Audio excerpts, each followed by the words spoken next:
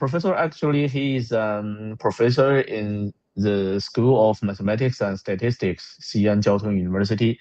And the professor with research interests include the delay-Doppler communications, resource allocation optimization, as well as the statistical signal processing.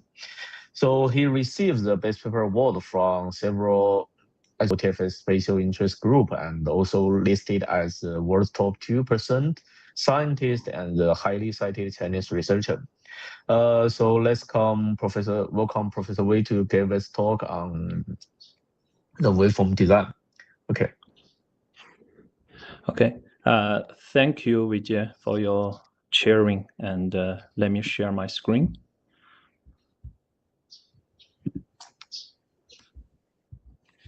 Okay.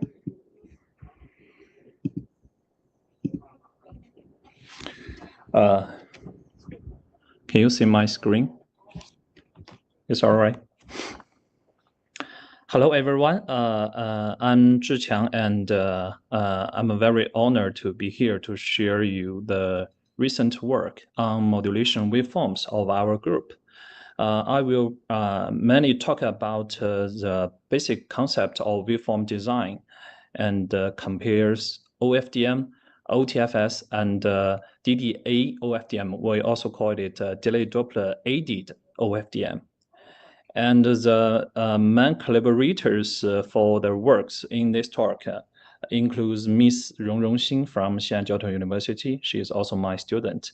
And Dr. Ma Yiyan from Beijing Jiaotong University, Dr. Shuangyang Li from TU Berlin, and Professor Vijay Yuan from SUSTech. Okay, my talk will conclude many three parts. In the first part, I will talk about the fundamental concept of modulation waveform design and give my own category of the popular modulation waveforms for 6G. And in the second part, I will starting from the limitation of OFDM and talk about the OTFS modulation waveforms. Many to justify its advantages for achieving the Doppler resilience. In the third part, we will starting from OTFS and going to the delay-Doppler aided OFDM to achieve a balance between the Doppler resilience, backward compatibility, and the complexity. And in the end, I will conclude and talk about the future work. So in the first part, these slides give a general framework for multi-carrier modulation and demodulation. At the transmitter side, oh, I need a pointer. At the transmitter side, we have M carriers to carry M data streams, x0n to xm-10n. And this is the transmitted signal. Each symbols will be carried by its own carriers and sent to the channel. After going through the channel at the receiver side, the channel output RT will also go through a set of receiver filter. Usually it is a match filter, so they are mapping with each other. And after samples, we will have the discrete sampled signal, and we will perform channel equalization to retrieve the transmitted information symbols. So the IX filter output is given here. It's basically a match filter relationship. And within one data stream, if the symbols are interfering with each other, we call it ICI, inter-symbol interference. And between different carriers, if they have interference, we call it inter-carrier interference. So if we assuming this channel is very ideal, is a AWGN channel, and we do not need to perform channel equalization. So, and we have two basic constraints for design these filters. First is we call it ordinary Nyquist condition to guarantee there is no ISI between the symbols within one data stream. So this is a well-known Nyquist condition. And the second constraint is, we call it a general Nyquist condition, to guarantee there is no intercarrier interference between the symbols within different data streams. And also in here, we can see that the transmit filter and the receiver filter will sample the analog channel HT top to obtain the equivalent discrete channel. This is a point I want to share. What on earth the modulation waveform is doing? So it's come to the modulation waveform problem, design problem. I give a problem description.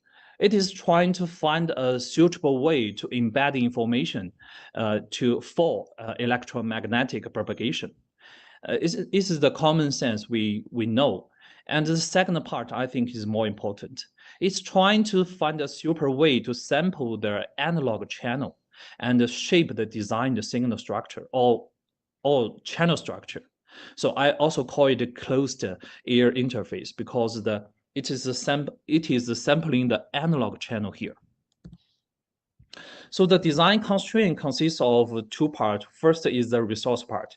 We can only design this set of pulse shaping filters based on a limited time and a limited bandwidth. And also the constraint is, I mentioned the two Nyquist conditions to achieve approximately orthogonalities to maintaining a reliable transmission. And the performance metric for modulation waveform design is very diverse. One part is the spectrum efficiency. We can compare in the first generation cellular networks, we have analog frequency division multiplexing, and we increased the spectrum efficiency to OFDM, and then it evolves to FBMC to further improve the spectrum efficiency. And the second performance metric is the implementation efficiency, including PAPR of the time domain signal, and including the outer band emission, and also including the synchronization sensitivity. And also the third performance metric is the signal processing complexity, including the demodulation itself, and the channel equalization and the channel estimation complexity. And also for 5G or 6G, MIMO becomes the mainstream technologies. So the modulation waveform must be very compatible with MIMO or mesh MIMO systems.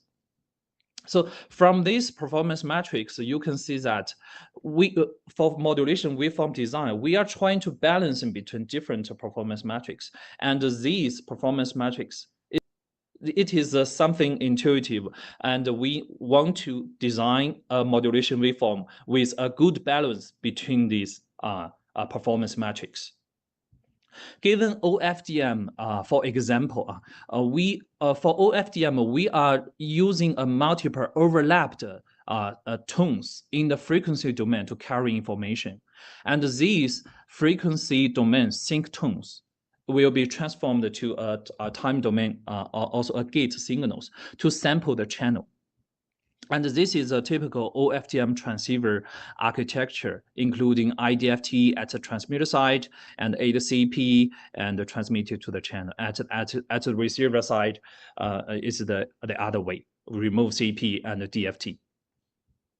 And from these equations, you can see that we are actually using the IDFT at the transmitter side and the DFT at the receiver side to sample the analog channel HT to construct a diagonal channel structure. So the entries is the so-called frequency domain channel, right? So we are using a set of exponential functions, right? Exponential functions to sample the analog channel to formulate a diagonal discrete channel structure, which is very beautiful because the modulation demodulation complexity is very low because it can rely on FFT. And the channel equalization and the channel estimation will become very simple. Just a single tap equalization is sufficient. So this is just, but also OFDM has its own limitations. We will talk about it later. So for me, I can see that the potential waveform, modulation waveform for 6E consists of 3 types. One is, I call it tone-based, including OFDM, filtered OFDM, FMBSC, or GFDM. They all using the pulse, which is essentially rely on an exponential function here. Actually, it's a sine and a cosine, right? It's a sine and a cosine. So I call it a tone. It's a tone-based. No matter what kind of pulse you used and what kind of additional phase you added to this pulse. And the second types of modulation waveform is chip-based. It is essentially using a chip, including a typical representative waveform, including orthogonal chip division multiplexing, and the most recently a hot topic of fine Fourier division multiplexing. They are essentially using chip signals to carry information. Chip signals is given like this way. It's also exponential function, but we have a t-square terms in the phase term. So it's this picture gives a carriers of a chip signal. And it's called a linear frequency modulated signal here, right? And the third types of modulation for waveform is, I call it Poisson-based, including both OTFS, vector OFDM, and ODDM. They are trying to use a Poisson to carry information. So what a Poisson is, it is in the DD domain. It's a 2D. It is a 2-dimensional pulse in the delay-Doppler domain, and in the time domain, it is a Poisson. Poisson means it is a Poisson pulse train, but is modulated by a Doppler tone. So all these 3 types of modulation waveforms are using Poisson to carry information. So now, in the first part, I talked about the basic concept and the category of modulation waveforms. In the second part, I will talk about from OFDM to OTFS. I will first discuss the limitation of OFDM and the fundamental concept of delay-Doppler communications. And as the one key performance gain of OTFS is its channel estimation. So I will talk about our one work in several years ago about channel estimation for OTFS. And also I have mentioned OTFS must, no matter what kind of modulation waveform, it must be compatible with MIMO technique. So I will talk about MIMO OTFS. Essentially, we are using a wideband MIMO precoder and combiner design. So I will introduce the concept of narrowband MIMO or wideband MIMO. And we have 2 schemes. One is per pass transceiver for ideally sparse channels, and the second part is more interesting, is a per cluster transceiver architecture for clustered sparse channels. So limitations of OFDM. For 6G, we are facing new deployment scenarios, including the low altitude wireless network, the vehicular networks, and even the aviation or satellite communications. So the channel becomes a highly dynamic, essentially is a doubly selective fading channel here. So for OFDM, it must frequently to estimate the channel, because the channel aging is a very big issue here. And also due to the Doppler effect, the inter-carrier interference will become severe in high Doppler, in high mobility channels. So the detection complexity will be high and the detection performance will be limited. And also 6G will increasing the carrier frequency, and also the bandwidth may be large at higher carrier frequency. So the OFDM pneumology technique can also reduce the effect of Doppler reduce the effect of Doppler frequency shift, or reduce the effect of ICI. But increasing the subcarrier spacing will reduce the OFDM symbol duration. It can mitigate the ICI, but it will increase the CP overhead.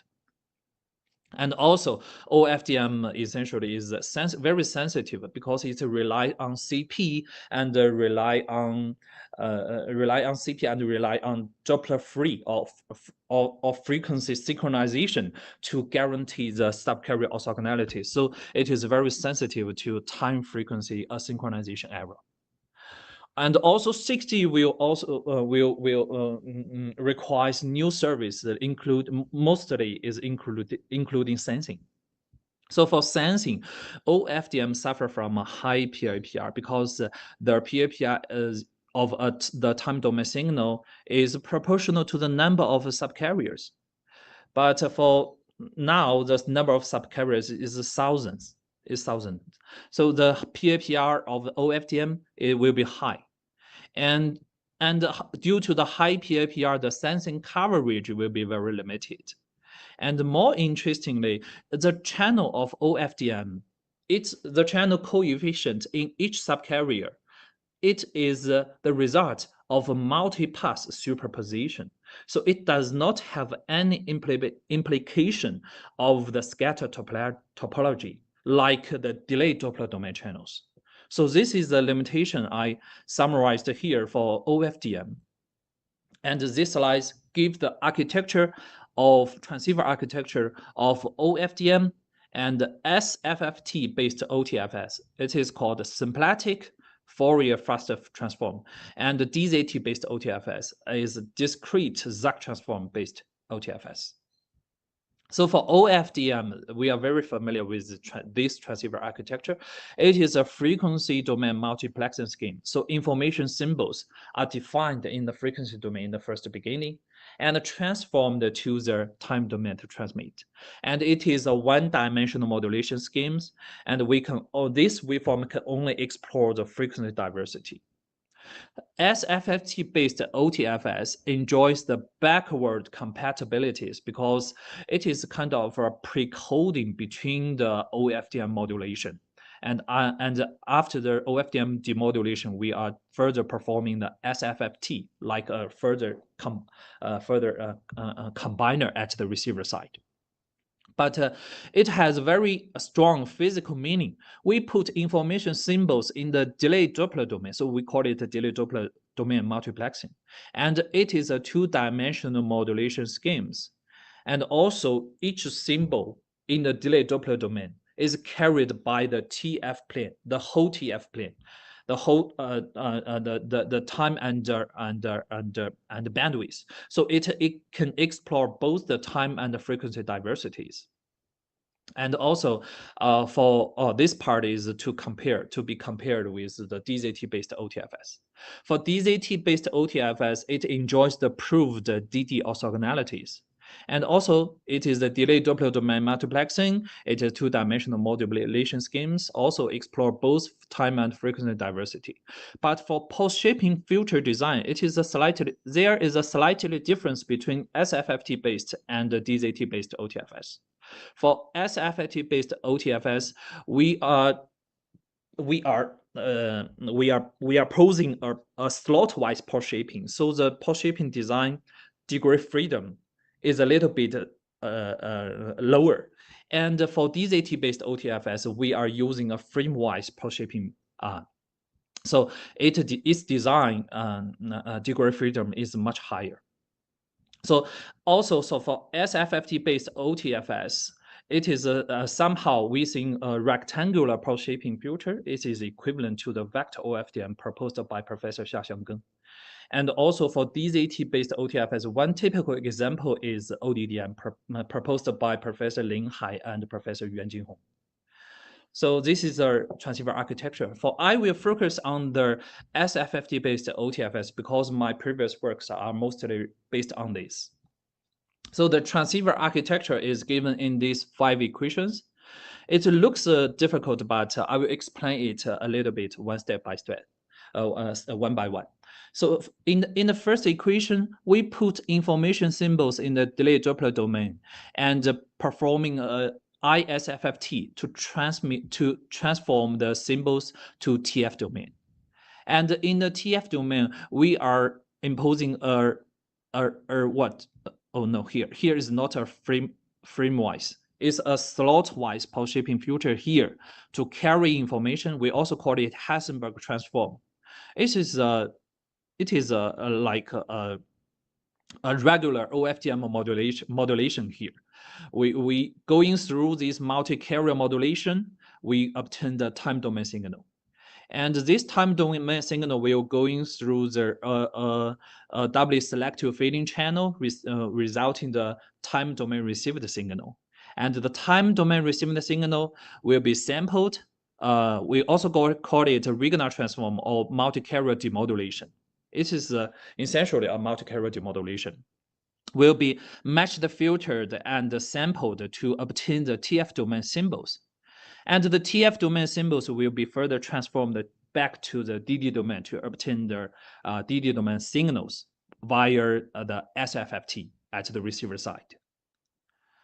So the previous slide is the mathematical part. Here I will give you some waveforms. So here is the OFDM waveform in the frequency domain. We are using tone to carry information. So each information symbol using one tone. This tone will have a time duration of t. T is the inverse of the subcarrier spacing, right? And the bandwidth of this information symbol will also occupy a bandwidth of 1/t. But for SFFT-based OTFS, they are very different. For example, if we have two symbols in the delay-Doppler domain, each symbol will spread to the whole TF domain, And these two symbols are multiplexed together. And further, it will be transformed to the time delay domain and then vectorized to the time domain and transmitted. So the vectorized sequence here, and within we call it a person here. For one symbol in mu1 and tau1, this symbol, it will periodically exist in the resulting time domain signals with a delay tau1 and a period of t. You can see that, right? And for symbols in mu2 and tau2, it will also periodically arise with a delay of tau2 and a period of t as well. And also this person, the first person will modulated, its phase will be modulated by a Doppler tone, EEJ2 pi mu1 t over nt. And the second person will be modulated by another Doppler tone.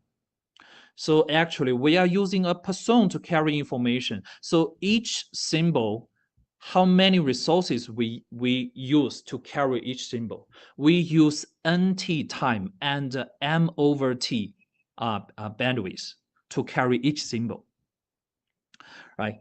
So this is, I will summarize why we prefer delay-Doppler domain multiplexing, because each symbol is carried by the entire TF plane and thus potential to explore the Fourier diversity. And also due to this, the entire TF plane to carry this information, it has enhanced multipath resolvability owing to this person. And also, we have favorable delay-Doppler domain channel properties. I will show in next slides. In the delay-Doppler domain channel, this is in the lower part. This is the delay-Doppler domain channel. It enjoys the separability, the invariance, and the compactness and the sparsity. I will not mention too much details because we have talked about this many times in our previous talks and in our magazine papers. This is a typical delay-Doppler domain channel model where P is the number of paths, Hi is the path coefficient, tau I is the delay, and nu I is the Doppler. Owing to these four favorable properties, we can affect the channel dynamics with an acceptable lower complexity. So in this part, I will talk about delay Doppler domain channel estimations. All right, delay Doppler domain because as I mentioned, the delay Doppler domain enjoys the sparsity, but the sparsity is limited by the by the resources to carry by the resources a person occupied. Right, due to the limited time and the frame duration, the Doppler and the delay resolution is still limited. So the delay Doppler domain will inevitably suffer from some leakage. We call it a delay leakage or Doppler leakage, right? So this work trying to estimate the original delay Doppler domain channel instead of the effective delay Doppler domain channel after the leakage. We are trying to estimate the channel before leakage. So we use compressed sensing to, we also the similar routine. We construct a sparse signal recovery problem and use compressed sensing to estimate the original delay Doppler domain channel. So the channel delay Doppler domain channel estimation problem is formulated as this. In the measurement matrix phi, we have the analog Doppler shift and the delay shift. And we have the channel coefficient in this H tilde. This is a typically nonlinear inverse problem, right? So we are trying to linearize this model. We used a trick or approximation like the Taylor expansion to approximate this nonlinear model to a linear model here. This is the formulated off-grid channel estimation problem. Within the measurement matrix, we have off-grid Doppler and off-grid delay. And here, each bar is a sparse vectors here, where the on-grid Doppler and on-grid delay exist in the non-zero entries in these sparse vectors. And this is a measurement matrix here. And you can see we have a gradient here. So we are using the one-order model approximation here. And we developed a one-dimensional off-grid sparse-based learning algorithm. Generally is an iterative algorithm. We iteratively estimate the on-grid component, namely the posterior distribution of the sparse vector H bar, and the off-grid parameters, including the off-grid Doppler and off-grid delay within the measurement matrix, using the expectation maximization technique.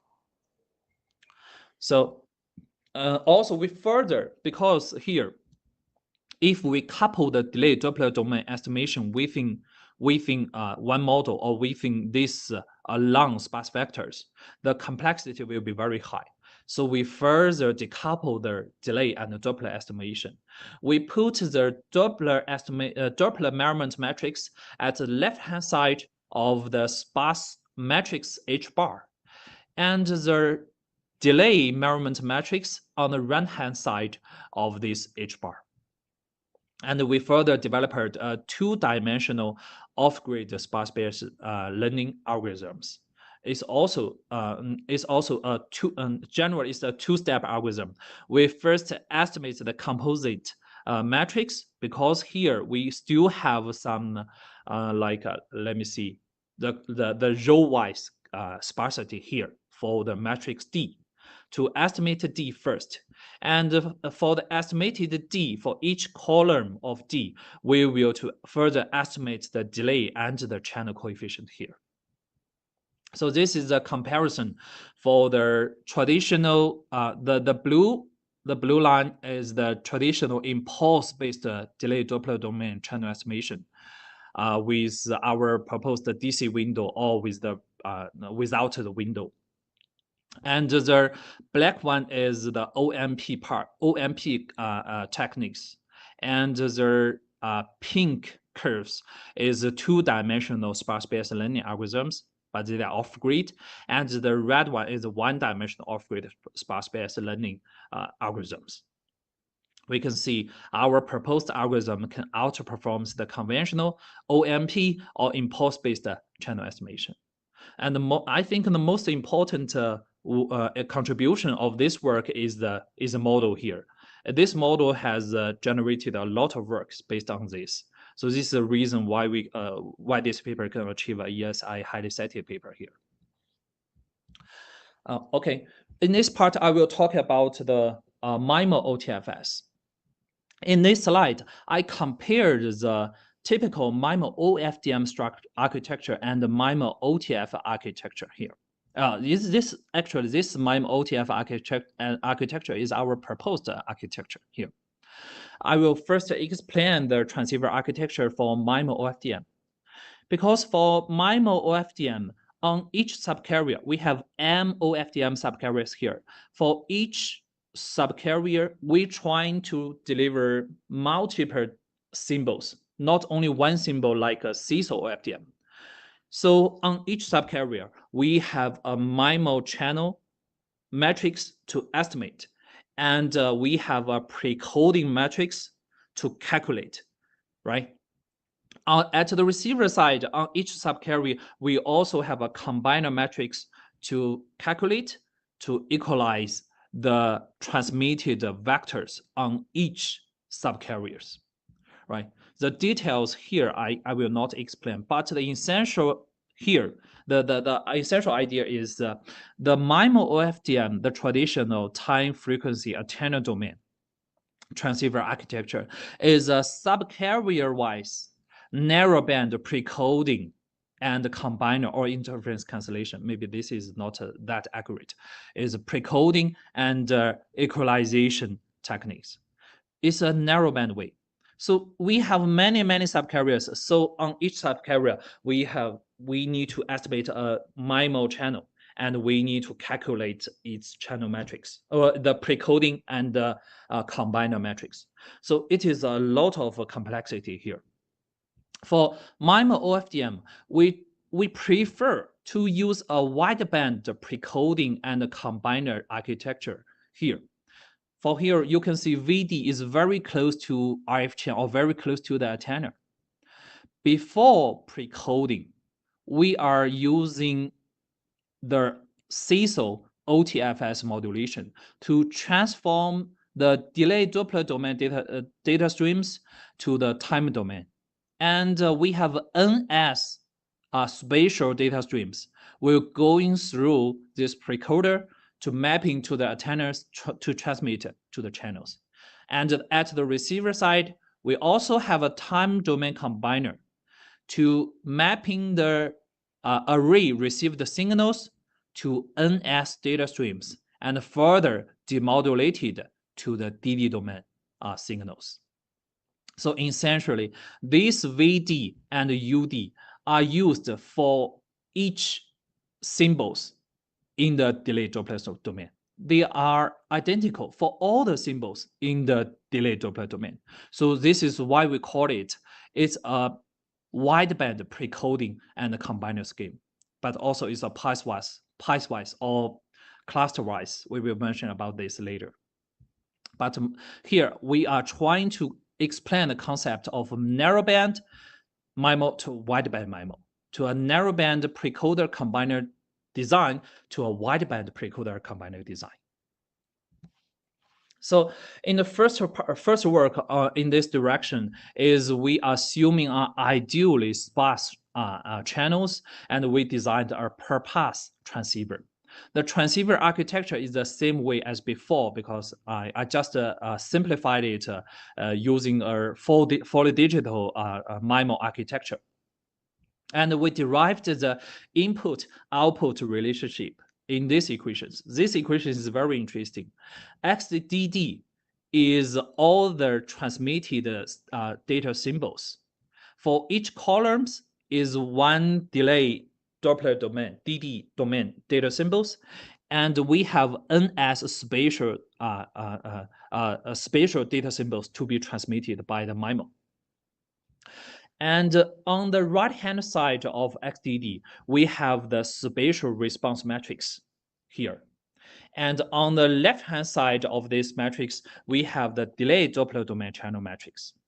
Note here, we have an index P here for both channels, because because owing to the multipass resolvability, the precoding and the combiner is applied to each pass channels here. You can see applied to each pass. Compared in contrast to this one, the narrowband MIMO, the precoding and the combiner metrics are applied to the channel metrics after multipass superposition. But here we are applying the precoder and the combiner to the MIMO channel before multipass superposition. This is a key difference. And also we separate the effect of DD domain and the spatial domain channels on both sides of XDD. So based on this transceiver architecture, we are trying to mitigate the interference, right? So we are trying to mitigate the interference here. This is I will not talk too much details of this work because I more focus on the next work. For three kind of conditions for ungrid angular response, we can simply use a DFT precoder. It can, mitigate the interference between different data symbols. And for distinguishable off-grid angular response or indistinguishable off-grid angular response, we also designed different methods. But the essential idea is that we are trying to allocate the NS data streams to NS paths to transmit. In other words, we are designing a per pass transmission scheme. Each spatial data streams is transmitted through just one pass. Owing to this feature, only a single tap equalization is needed, because each DD domain symbol is transmitted, each DD domain data streams is transmitted through a non-overlapping single pass. And in the delay-Doppler domain, it has only one pass to equalize. So just one single tap equalization is sufficient. So this is the first work. And this is the result we obtained. SVD is the best, is the upper bound of this MIMO OTFS, and in ideally sparse channel. I must emphasize that in ideally sparse channel, when the number of data streams is equal to the number of paths, the proposed per pass transceiver architecture can approach the performance of SVD.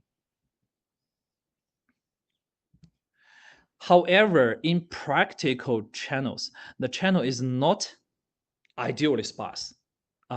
For example, according to 3GPP, the CDL channel, right?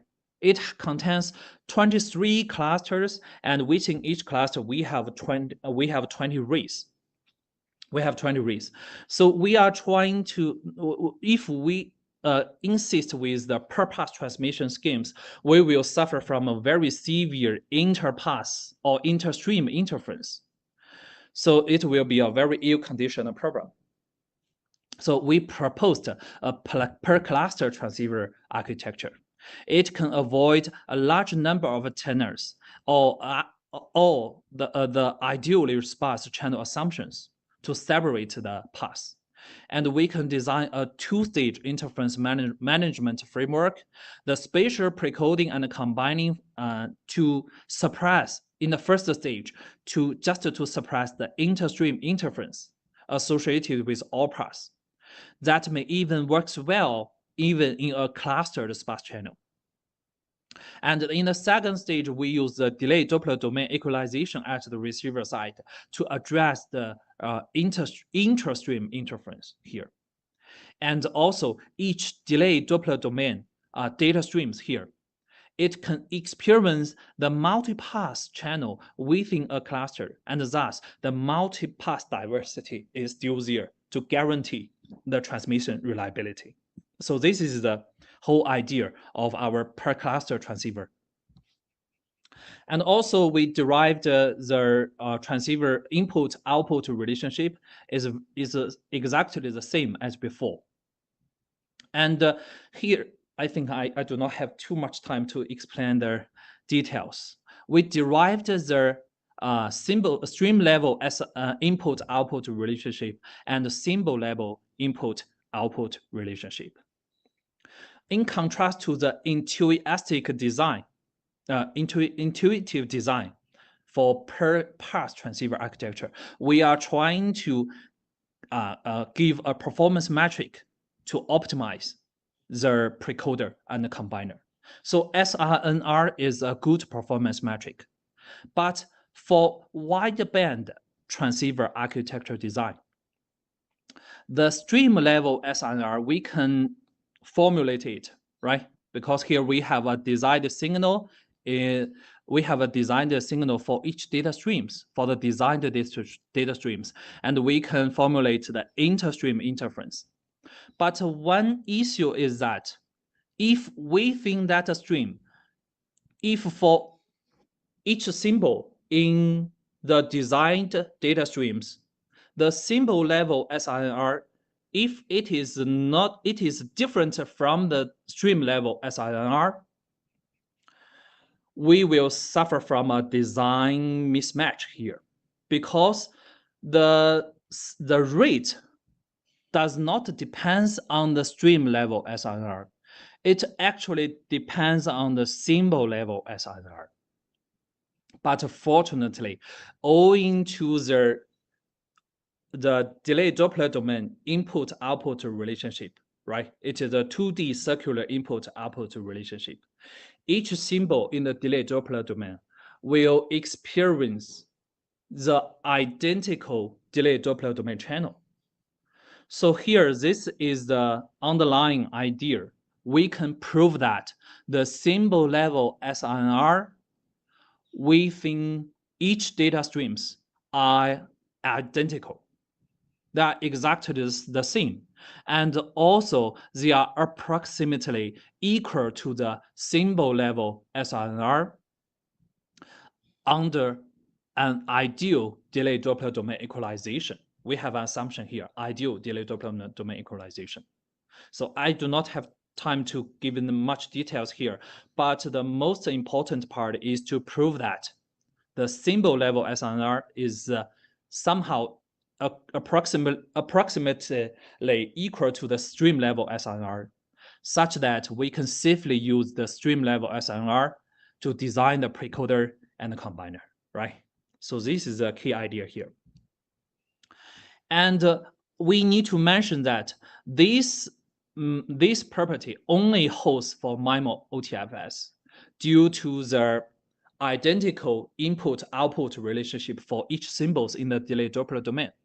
However, for MIMO OFDM, due to the doubly selective feeding channel, for each symbol within one data streams, its symbol level SNR will fluctuate it and does not equal to the stream level SNR.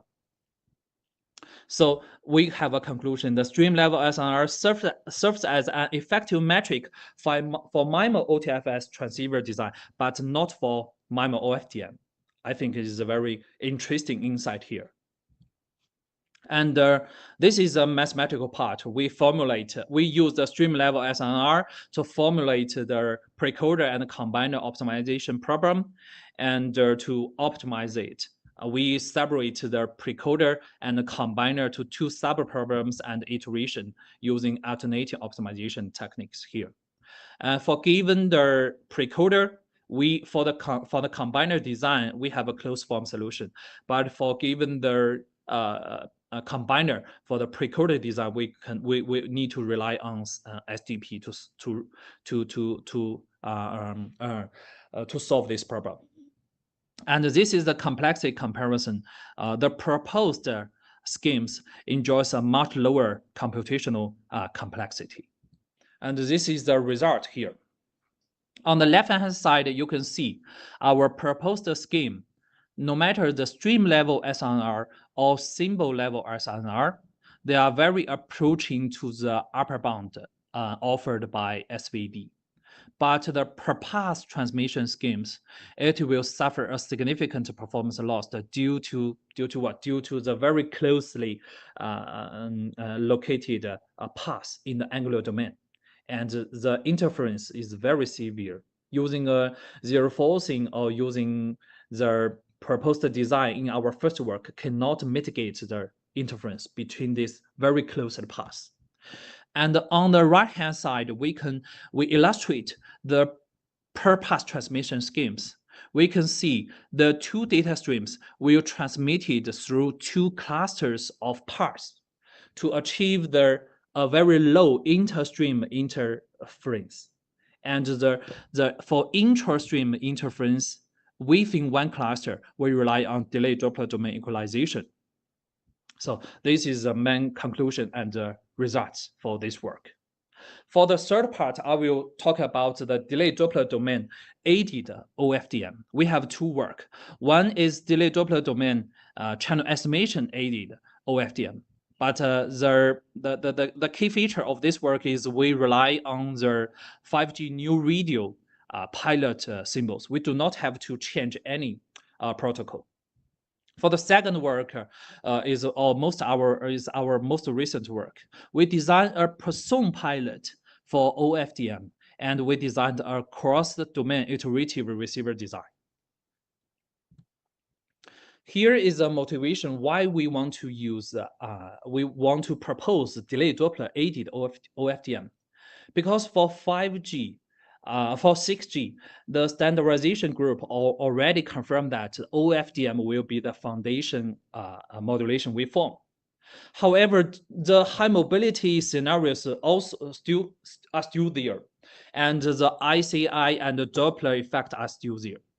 So we are trying to think, we are thinking, is it possible to improve the performance of OFDM in 6G based on the delay-Doppler domain designs, particularly the delay-Doppler domain channel property and the delay-Doppler domain signal processing? So this is why we proposed the delay-Doppler domain aided OFDM framework. So this is the transceiver architecture of the first DD-a-OFDM work. It retains all existing OFDM transceiver components for backward compatibility. Only one part is aided at the receiver side, is the 1DD domain channel estimation, and then TF domain channel reconstruction. Right? You can imagine that, and the other part are very similar. For delay-Doppler domain channel estimation part, we are exploring the quasi-static sparsity of the delay-Doppler domain channel to improve the channel estimation performance. We derive the input-output relationship here, and we need to mention that we inherit the 5G new radio pilot arrangement in the TF domain. So the pilot will be sparsely located in the TF domain. And due to this sparsely located TF domain pilot symbols, our estimated delay-Doppler domain channel will be a periodic extension of the aliased original HDD, the DD domain channel, right? Because in the TF domain, you have a downsampling there. A downsampling in the TF domain is equivalent to a periodic extension in the DD domain. So we can only estimate these channels in the first beginning, right? So we just absorbed one period of this observation, right? And then we in the third step we use a precise estimation to estimate the particular channel coefficient, the Doppler, and the delay for each pass, using an ML estimator. Because in this work, we just use an ML estimator to just for simplicity. Many different channel estimation schemes can be used here to estimate the delay-Doppler domain channel parameters. And we also derive the CRLB for each parameters estimation. And this is the result. We can see that the ML estimator, of course, it can approach the CILB for the estimation. Here we show the Doppler estimation accuracy. And here we also show the DD-a-OFDM can achieve almost the perfect BER performance compared to the ideal channel estimator, right? While the traditional OFDM TF domain estimation schemes suffer from some error flow here due to the channel estimation error. So the last work is our proposed Poisson pilot and the cross-domain iterative receiver design. It's the most interesting work I think I want to share today here. Because I have mentioned that each symbol in DD domain is equivalent to a Poisson in the time domain. And for this Poisson, just one Poisson, it can occupy the whole time and frequency.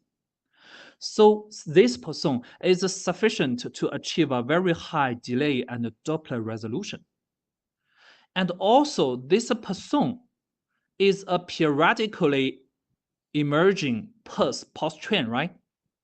It can very compatible with the OFDM waveform architecture here. This is the typical OFDM waveform protocol with one CP before their data symbols. But we additionally add a Poisson prefix, we call it PP, a Poisson prefix before each CP. So the blue part will naturally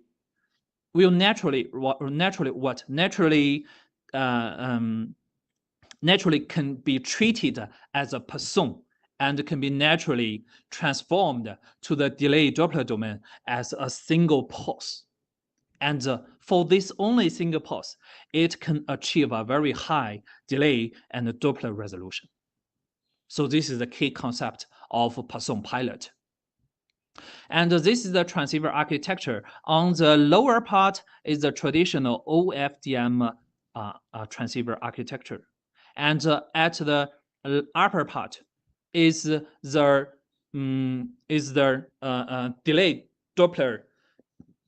delay-Doppler domain transceiver architecture, but we only put one pulse in the delay-Doppler domain in the first beginning. And at here, we will have a Poisson pilot here. And this Poisson pilot signal will combine with data symbols together in a time domain and transmitted to the channels. And at the receiver side, the time domain sequence will be we will have two branch. One branch go to the traditional time frequency domain demodulation, and the other way we will go into the delay Doppler domain demodulation. We will transform the Poisson to the delay Doppler domain to estimate the channel. And here YDD is the Poisson signals in the delay Doppler domain, and YTF is the data symbols in the time frequency domain. And we proposed a cross-domain IED, a cross-domain interference cancellation, channel estimation, and the detection framework here. So for the proposed Poisson pilot, we have we summarized the main advantages. One is the low PAPR because the pilot symbol is highly concentrated in the delay Doppler domain, but the power is spread to N OFDM symbols, right? So each PP symbol in the time domain only contains 1/n power of the original delay Doppler domain pilot power. So due to the same reasons, at the receiver side, we can coherently combine the Poisson pilot to the DD domain to achieve a very high power efficiency. However, the TF domain symbols, because the TF domain symbols from previous OFDM symbol will interference the Poisson pilot, right? So some interference will exist in the DD domain as well due to the data symbols, but they are incoherently combined in the delay Doppler domain. And it can behave approximately as Gaussian noise owing to the large number law, right? And also, we are estimate the channel parameters in the delay-Doppler domain. We can reconstruct the whole ICI channel. We need to mention that the traditional time frequency domain pilot arrangement and the single type channel estimation schemes can only estimate the frequency domain channel. So means that only the diagonal entries in the frequency domain channel. But however, for delay-Doppler domain channel, we can reconstruct the whole channel matrix, including both the diagonal entries and the off-diagonal entries is the ICI channel, right? And also, it can achieve the high spectrum efficiency, right? Because here, we only put one symbols for each OFDM symbol. So the overhead is very low. We don't need to put TF domain pilot here, right? We don't need to put TF domain pilot here. So the overhead will be very low, right? So it can improve the spectrum efficiency. This is our proposed cross-domain iterative receiver algorithm. I will just briefly introduce this one. After obtaining the delay-Doppler domain Poisson signals, we will first performing the delay-Doppler domain interference cancellation by combining the TF domain data detection result. But in the first beginning, this part is 0, right? We do not perform interference cancellation. It will estimate the delay-Doppler domain channel, and then it will reconstruct the TF domain channel, right? Reconstruct the TF domain channel, and for given the TF domain channel, it can equalize the data symbols, and for given the data symbols, it can be used for delay-Doppler domain interference cancellation. So the algorithm details are given here, and you can refer our paper for more details here. The insight is showing in these pictures. With the iteration going on involving, we can see that there will be an interference level here in the delay-Doppler domain, right? In the delay-Doppler domain.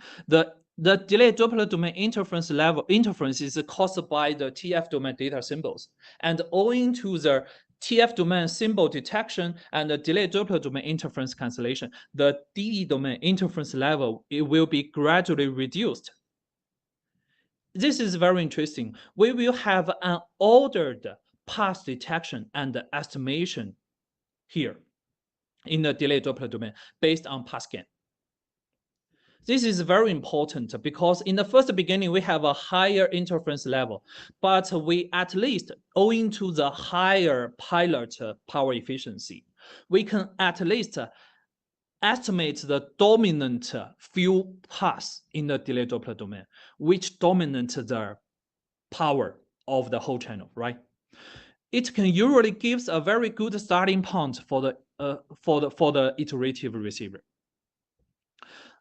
With the iteration involving on, the interference level will gradually reduce and more paths will be identified, right? So it's kind of different from the traditional data-aided channel estimation. Data-aided channel estimation, they are iteration like in the statistical way. They are updating their posterior distribution, make the posterior distribution sharper and sharper. But here in the delay-Doppler domain, it's kind of a pathwise data-aided channel estimation. We have an ordered path detection and estimation here. And more importantly, in the first beginning, some noise or interference may be falsely alarmed as a channel path, right? We call it a fake tape. But owing to the interference level reduced, the fake channel tap can be removed in the subsequent equations via DD domain interference cancellation. And the total interference, the channel estimation performance can approach that of the gene-aided interference cancellation.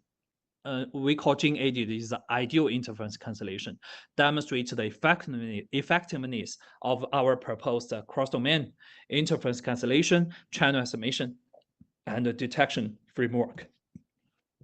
So this is the result. We have three schemes to compare. One is the ideal channel estimation in the delay-Doppler domain. One is the gene-aided interference cancellation in the delay-Doppler domain. They both can provide a very good performance, right? Because we have a very good channel estimation. And our proposed scheme can approach this performance within almost 3 iterations. This is owing to our ordered path detection feature, right? Because this can give a very good starting point. And the traditional OFDM modulation, we also give it here for comparison the transmission reliability with increasing the moving speed, because OFDM only occupy a very small bandwidth to estimate the delay-Doppler, to estimate the channel. So the performance will be very bad, very bad. So here is a result of our work. So now finally I go to the conclusion part. The take-home message is that first, I think this is only my personal point. The modulation waveform design is trying to find a way to embed information in signal and to sample the wireless channel. And MIMO OTFS relies on spatial degree freedom for parallel transmission, but we must be very careful about the stream level SNR and the symbol level SNR.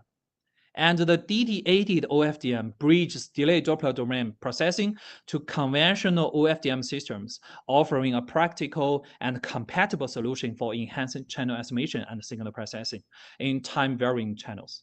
And a lot of work can be done, because our proposed this iteration schemes is a very simple one. Many works can be done in these directions. And this is the future work, and due to the time limitation, I will not talk about it. Thank you all. That's all. Thank you. Yeah, okay. Thank you, Ziqiang. Thank you, Professor Wei, for your wonderful talk. So we have actually received quite a few questions from the audience. So yeah, so the first one in your slide, you have compared the SFFT-based and the DZT-based OTFS architectures, right? And for the DZT-based approach, it could achieve a frame-wise pulse shaping, and it can enjoy proved orthogonality of the delay-Doppler pulses. That's for the DZT. But so yeah, one of our audience asks, in practical hardware implementations, does this frame-wise pulse shaping over the entire frame duration introduce prohibitive processing latency and memory overhead? So yeah, his main concern or her main concern is about the processing latency and memory overhead. Because yeah, as you know, for latency sensitive 6C applications, we should have maybe, yeah, you know. Yeah, I see. I agree to some degree. Yes, a frame-wise pulse shaping design will introduce latency. But however, if you have done some link level evaluation for 5G new radio or OFDM, you can see that actually the OFDM detection, we are doing symbol by symbol, but for decoding, we are doing slot by slot. So I think latency is always there. At least a slot-wise latency will be there. So frame-wise pulse shaping will not additionally introduce latency compared to 5G new radio. But compared to slot-wise pulse shaping, it itself has a latency issue here. Yeah, so yeah, the audience also asks that if we should compromise for the slot-wise pulse shaping at the expense of strict orthogonality. So yeah, anyway, the slot-wise pulse shaping that may introduce a lower latency than the frame-wise pulse shaping. So yeah, maybe you could give some comment if we should try to maybe to combine both kinds of pulse shaping, or yeah, to find out some ways to satisfy both the latency requirement as well as the strict orthogonality in the delay-Doppler domain.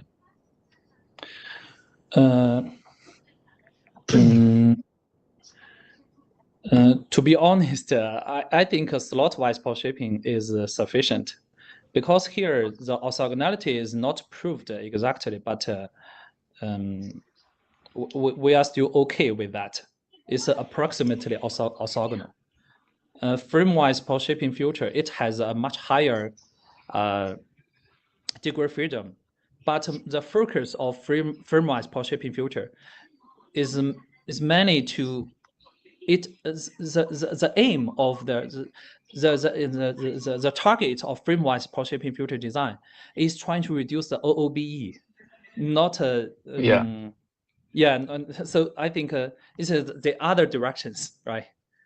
Yeah, So it's okay. trying to reduce the OOBE, right? Okay, so the second question, I think that is the general question for, the recently developed domain transformation-based modulation. So in practical system, if there exists the continuous delay and Doppler of some scatterings, so how can we distinguish them? Or maybe in other words, so based on our current discussion, we rely on distinguishable passes for the whole communication system, right?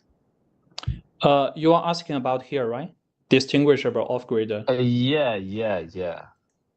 So if the passes is non-distinguishable. If they are non-distinguishable, means that we cannot.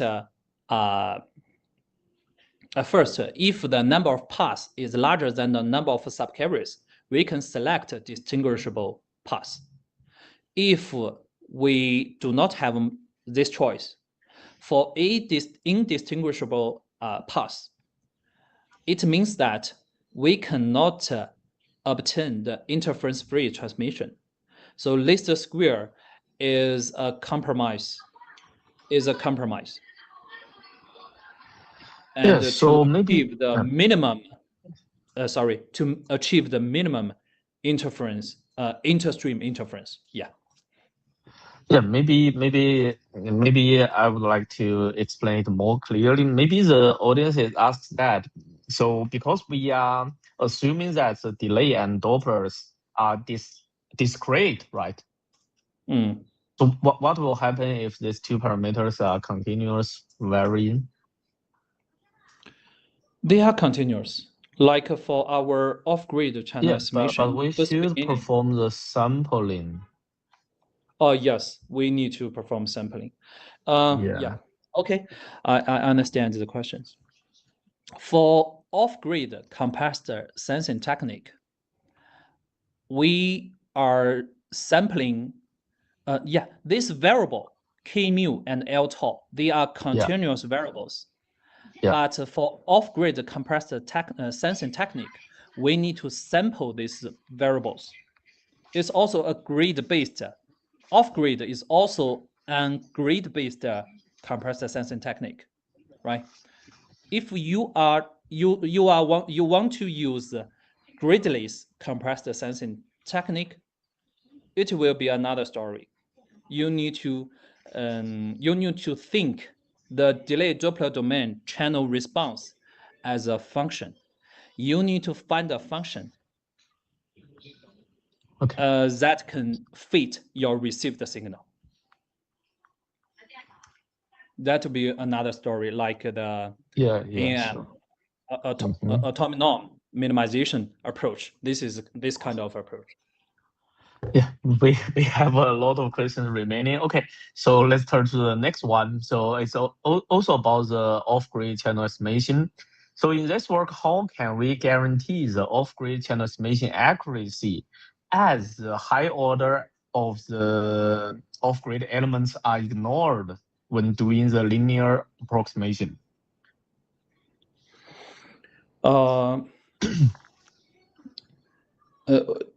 To be honest, we cannot guarantee the accuracy. We can only guarantee is as much as accurate, because there indeed an model mismatch in here in the linearization. But we do. You can use more advanced techniques to deal with this nonlinear inverse problem. But for us, we trying to use first order approximation. It suffers from model mismatch. So this model mismatch will absolutely propagate to both off-grid parameter estimation and on-grid parameter estimation. Yeah. Okay. So yeah. So I think that's general for several nonlinear problems. So next question is, what is the cost of the delay-Doppler AD-OFDM design? So because maybe we will incur additional complexity, overhead, and hardware costs. So yeah, what's the cost of? Yeah, the cost here, because we are trying to use the delay-Doppler domain channel property and the signal processing, so the cost is additional complexity. You need to transform the signal to the delay-Doppler domain to processing. And in the delay-Doppler domain, you need to additionally estimate the channel, and the channel estimation may be not that easy like in the TF domain, right? In the TF domain, it's very simple, just one single tap. Yes.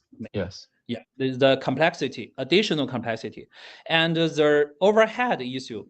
For our proposed scheme, I think the overhead is reduced. If you can see the 5G new radio in one slot, we need at least one OFDM symbol to accommodate the pilot symbols, or even usually it is two OFDM symbols. So the overhead is very high. But for our proposed scheme, you can see that for each OFDM symbol, only one pilot, only one symbol is used. Okay. Yeah. Okay. So next one is about the PAPR. So how about the PAPR of this Poisson pilot design compared to the single pilot embedded pilot scheme? Embedded pilot scheme means the first one, right? No. So the classic one, the single pilot in the delay-Doppler domain surrounded by the gas space. Oh, the PAPR, right? Okay. Yeah. So your Poisson pilot design scheme and the embedded one. Yeah. He's asking. I'm maybe a little bit confused. He's asking your proposed the Poisson pilot design scheme. Oh, okay. Yeah, the PAPR. Yeah. The PAPR, we can guarantee the PAPR will not increase compared to OFDM, because one most straightforward way is you put the PP symbol power here as the highest power of the time domain signals of OFDM. You can see that the PAPR will not increase, right? So how about the embedded pilot scheme? So yeah, proposed by Emmanuel. Compared to that one, yeah. Embedded pilot scheme is the same thing, right? Embedded pilot scheme is also we put one symbol in the delay-Doppler domain, right? Yeah. Actually, they are the same thing. They are the same pilot, but here we are insert this pilot in a time domain, so we call it a Poisson, right? Okay, so the PAPR is the same, right? It's the same. Okay, so we have three remaining questions. So first one, have you built any experiments or prototype to support the advantages of the delay-Doppler AD OFDM system? So any prototyping? Not yet. Okay. Yeah. Okay, so the next question is that regarding the delay-Doppler AD OFDM, can we see it as we keep the transceiver architecture of OFDM, but for channel estimation, we use the delay-Doppler pilot, right? Even though you insert the pilot in the time domain, but it's equivalent to insert the pilot in the delay-Doppler domain, right? Yes, exactly. Okay. So the last one, if you, I think you have already answered. So if you insert the pilot as a Poisson, will it interfere with the OFDM data symbols? Yeah, it will not interfere with OFDM data symbols, because here, if you have a Poisson pilot, we have a CP between PP and the data symbols, right? It can prevent the ICI yes. between the person pilot to data symbols. But the person pilot will suffer from the interference from previous data symbols, from the data symbols from in the previous OFDM symbol. You can imagine here. Yeah.